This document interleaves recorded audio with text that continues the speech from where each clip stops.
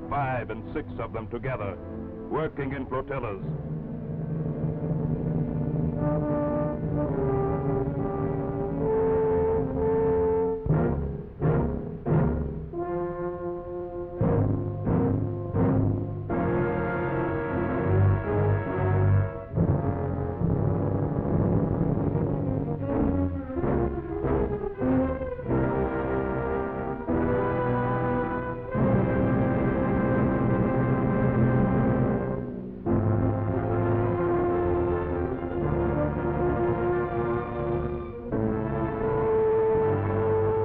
Like wolves, they will stalk a convoy for days at a stretch, biding their time until the chance of wind and weather offers the fattest prize to their torpedoes.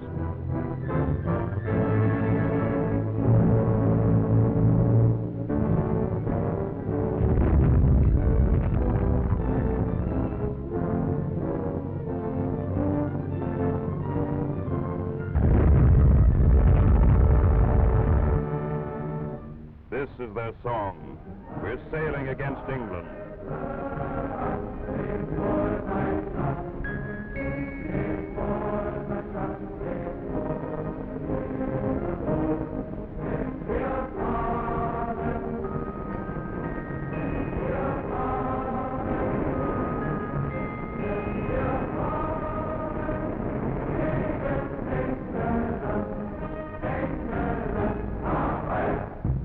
And woe betide the ship attempting to run the gauntlet of the Atlantic alone. Be she allied, be she neutral, the fact that her course is set towards British shores is enough to seal her fate.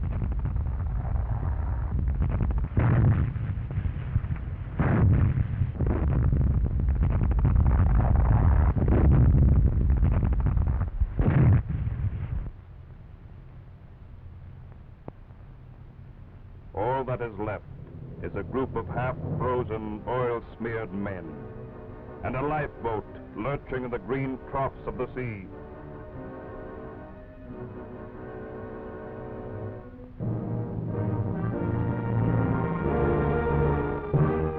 As the Battle of the Atlantic reaches its grim climax, the world watches anxiously as London reveals the rising toll of sinkings. 400,000 tons a month, 500,000 tons a month, 600,000 tons a month. Destruction at a rate more than 3 times as high as British shipyards can replace. Sinkings in the South Atlantic, off West Africa and the Cape Verde Islands. Sinkings between the Azores and the Caribbean, between Greenland and Iceland. Sinkings in the waters of the Western Hemisphere, within 700 miles of Canada.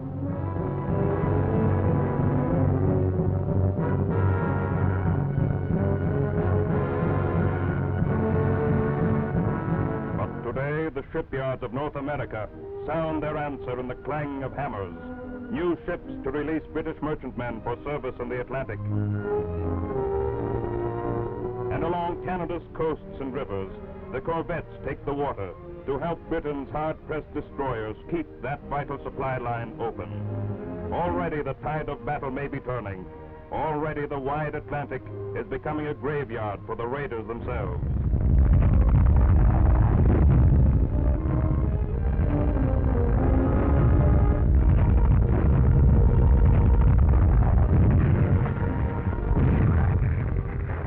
The final answer lies not alone in ships. Hitler himself has said, it is not arms that decide, but the men behind them. And behind these men of Churchill's Island lies 1,000 years of the sea in peace and war, in calm and storm. Because of them, the convoys plow on and Britain's lifeline holds.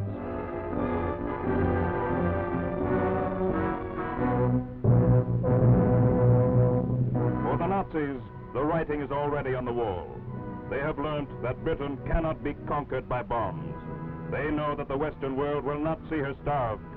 Only one card remains: direct invasion. For long months, the German army staff has been planning with all the patient foresight of their kind the landing which they know must win or lose the war.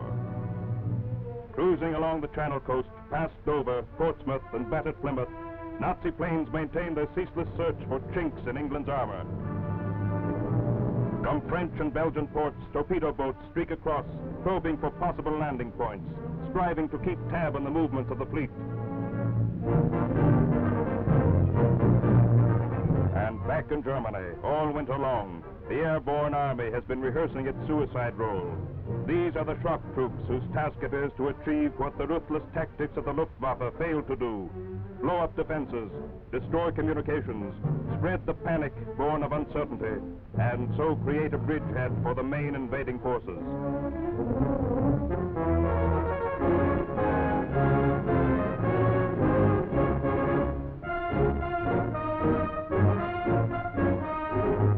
Against this strategy of terror stands the might of Britain, her ships and planes, machines and guns and men, arrayed in the greatest system of defense in the history of warfare.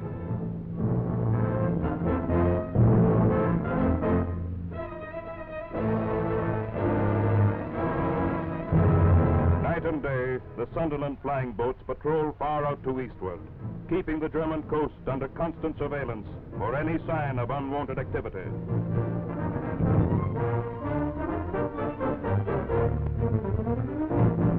Below, in the squalls of the North Sea, the Navy keeps its sleepless watch for whatever may appear on the eastern horizon, be it the foretops of battleships or the blunt bows of motor barges. Inshore again work the mine layers, forging their chain of death up and down the coasts. Their task?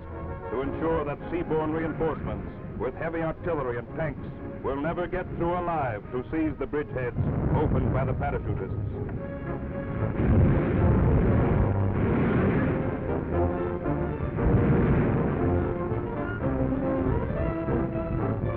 Across the mouth of every harbor, every estuary, lie the booms, steel nets, whose catch is submarine and surface craft alike. On the beaches of England, the children play no longer. For among the sand dunes move the troops in steel helmets and battle dress, and armed with Tommy guns that will cut a man in half at 200 yards. And every day the shorelines echo to the warning thunder of the coastal guns at target practice.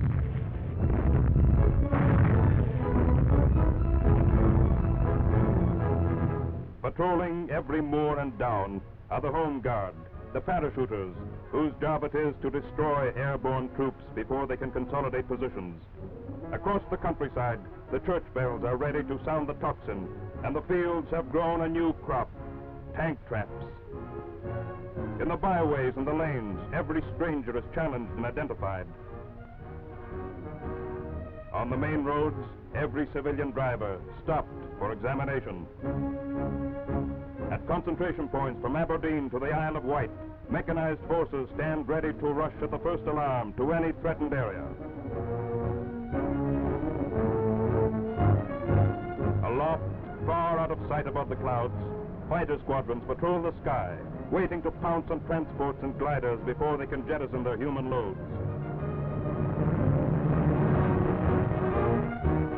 And behind it all, Britain's citizen army daily grows in strength as ever more men, 2 million, 3 million, 4 million, are called to the colors.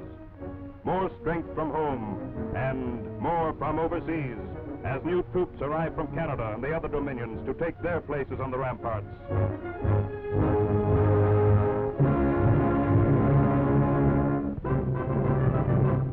All through the broad acres of Britain they are standing too, along the white walls of the Channel, on the red earth of Devon, in the marches of East Anglia. With every passing hour, this island fortress of Churchill and his people grows more formidable. Each day, the tide of help from friends across the sea flows ever stronger. And deep-rooted in these British people, in the Cockneys and the Clydesiders, in the men of Bristol and Manchester, Cardiff and Middlesbrough, in the 7 million citizens of London, lies an inner strength, a stubborn calm which bomb and fire and steel cannot pierce.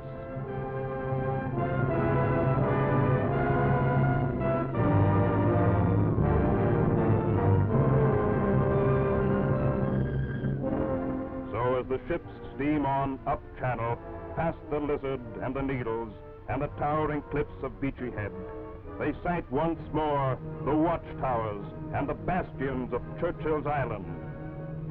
They stand unconquered as they have stood down 1,000 years of history, and still they throw their challenge across those 20 miles of water.